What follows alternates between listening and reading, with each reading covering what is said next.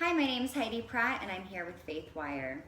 I just wanted to share a little bit with you guys an experience that I've had about womanhood and hopefully to be a mom soon. Growing up, one of the biggest desires and dreams I always had was being a mom and playing house and how many kids am I going to have. I think that's just such a natural thing for little girls to dream about. And then I grew up and the reality of playing house wasn't what I thought. I never took into account my finances, my career, am I the woman I want to be, my marriage, is my husband even wanting children? So there's just a lot of things that we don't take into account, and not everyone can just have children whenever they want, and that was certainly my experience. So a few years ago, I just had a deep desire to be a mom, and my career was not in a good place. My finances were not in a good place. I wasn't mentally prepared for it. I had a lot of family trauma going on. We just spent all of our money. And my husband and I started having the conversation about kids. And he just wasn't ready for it. He was back in school.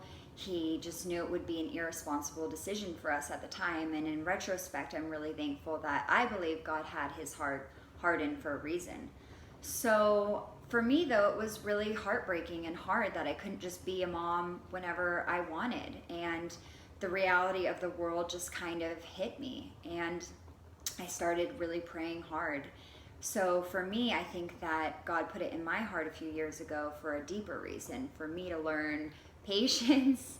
I'm obviously not a very patient person, so it was something I need to learn, and peace, and most importantly, the power of prayer really increased my faith. I just started praying that God would soften my husband's heart.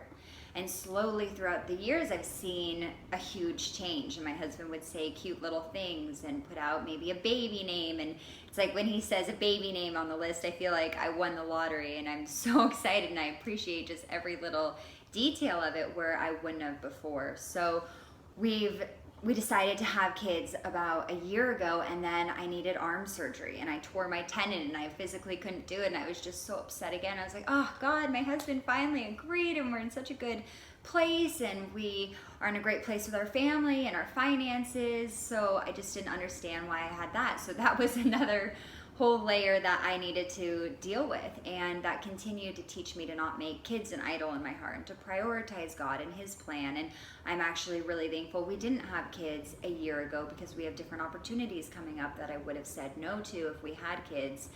And it just was really hard for me, and now I'm finally starting to get strong, and I had my surgery, and then I just heard that I might need arm surgery in this one, so I'm gonna keep that one in prayer and hope that I won't need to. But it just really taught me a lot, and to prioritize God and my husband in the world. And so sometimes there's different things that we're going to have to go up against, and I just really want to encourage women out there to have the power of prayer and to prioritize your husband and what he says. And I think it's really important to want to have kids together. I mean, it is a partnership, and marriage isn't just your own life anymore, it's both of you, and you want that great family unit. And I think that's such a priority for us in this world. And so for women out there, I just want to encourage you, just God knows the desires of your heart. He has plans to prosper you and not to harm you, and just keep up the great work. Women, you are amazing. You do so much out there. Just love yourself through it. Be compassionate, be supportive, and delight yourself in the Lord, and he will give you the desires of your heart. So